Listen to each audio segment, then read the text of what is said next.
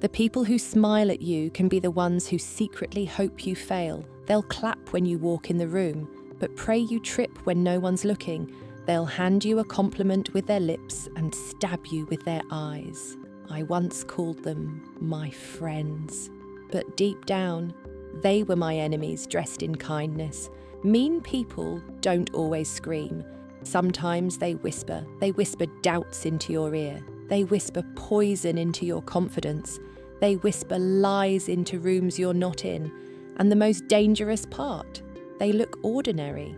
They sit at your table. They laugh at your jokes. They ask about your dreams, just so they can remind you why you'll never reach them. But here's the twist. You don't have to keep carrying them. By the end of this video, you will see them clearly.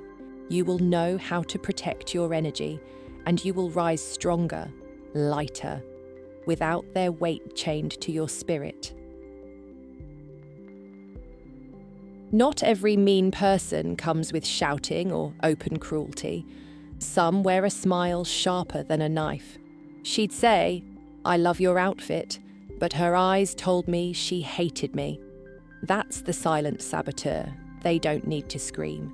They cut you with glances, with whispers, with words that sound sweet but leave a sting that follows you home. Olivia once had a friend just like this. At every party, she'd point out Olivia's smallest flaws: her hair, her shoes, her laugh.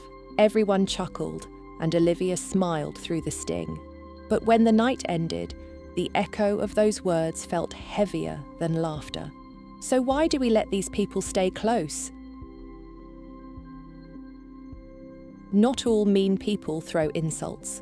Some drain you quietly, leaving you empty after every encounter.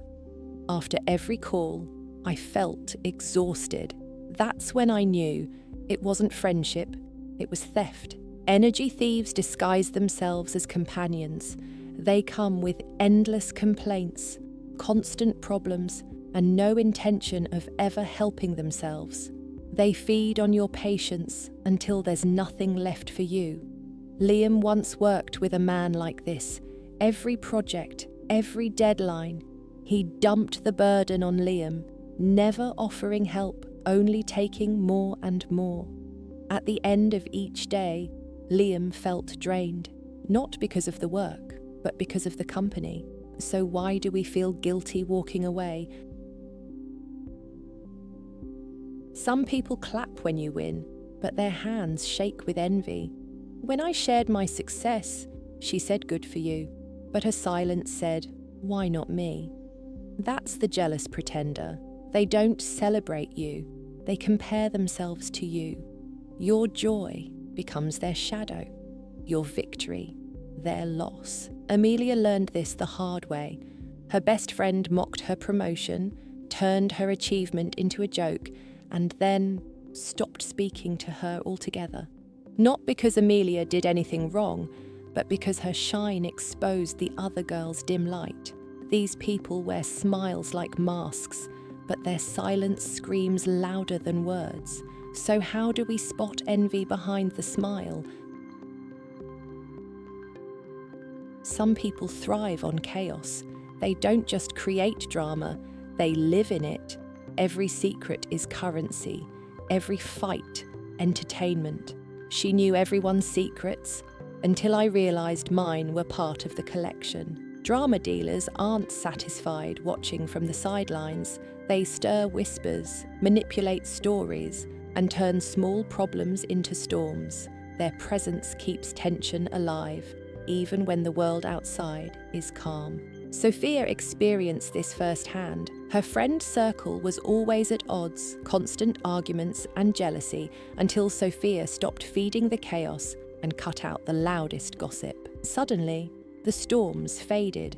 Drama lovers fear silence. They fear peace, because without chaos, they lose control, and that terrifies them. But why do drama lovers fear silence? Some mean people hide their cruelty behind a mask called honesty. They call it tough love, being real, or giving feedback. But it's not honesty, it's control. It's a way to tear you down while pretending to build you up. She'd say, "I'm just being real," but all she did was tear me down. The disguised critic thrives on judgment. They pick at insecurities, highlight flaws you barely notice, and make you doubt yourself, all while smiling, all while insisting they mean well. Noah experienced this with his coach. Every mistake was mocked as a lesson, every failure magnified under the guise of tough love. The impact? Self-doubt that lingered far longer than any lesson. So when does real become toxic? Some people can't stand when you take your own path. Every choice you make is a challenge to their authority. They disguise control as concern, but their goal is domination, not care. The moment I said no, she called me selfish. But boundaries are not betrayal. Controllers fear freedom because freedom exposes their weakness. They need your choices to mirror theirs, your actions to validate them. James once tried to dictate every detail of his partner's life, where she went, who she met, even what she wore. All became battlegrounds. Eventually, she walked away, and the control shattered along with his illusion of power. Independence terrifies controllers because it proves you don't belong to them and they can't thrive without dominance. But why do controllers fear independence? Some people treat life like a scoreboard. Every choice you make, every success you achieve becomes their challenge. They don't celebrate you. They measure themselves against you. If I bought new shoes, she needed better ones. If I succeeded, she had to outshine me. The secret competitor is never satisfied. Your joy is only a trigger for their envy. They mirror your actions, copy your achievements, and then twist them to look superior. Evelyn faced this with a friend who followed her every step. She tried a new hobby. Her friend did it too, but exaggerated, polished, and boasted as if it were hers first. Every milestone became a silent contest, every compliment a quiet comparison. They cannot genuinely clap for someone else without turning it into rivalry. Their admiration is always laced with competition, so why can't some people clap without competing? The cruelest mean people don't just attack your actions, they attack your worth. They make you doubt your value, your beauty, your intelligence. Their words sink deep, leaving scars invisible to the world. He said no one would ever love me. And for a while, I believed him. These people don't need to yell. They whisper poison into your confidence until it seeps into every corner of your life. Charlotte lived this nightmare. Her partner mocked her daily, twisting her self-doubt into control. When she finally walked away, she rebuilt her life piece by piece and discovered strength she never knew existed. The secret? Freedom comes when you stop internalizing their cruelty, when you recognize the abuse for what it is and remove yourself completely. So what's the secret to breaking free from them forever? We spend so much time fearing mean people. We shrink around them, hide parts of ourselves, and carry their judgments like heavy chains. But the truth is, they don't destroy you. They reveal you. They thought they were crushing me, but they were carving me. Every insult, every betrayal, every quiet whisper designed to hurt you is weight training for the soul.